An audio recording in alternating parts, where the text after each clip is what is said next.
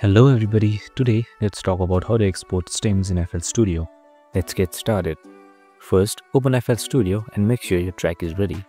Before exporting, ensure that every audio element is assigned to a separate mixer track. If you haven't done this yet, go ahead and do it now. It's an important step. Once you're set, click on File in the top left corner, then go to Export and select WAV file. It's best to create a dedicated folder since multiple files will be generated. Name your project, choose your destination folder and press Save. Now, in the export settings, make sure the format is set to WAV. Under Miscellaneous section, uncheck the Enable Insert Effects if you want a clean export without effects.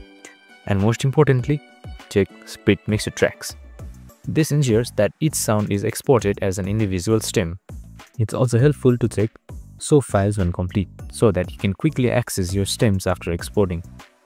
Once everything is set, click Start and FL Studio will begin exporting. When it's done, open your folder and there you have it.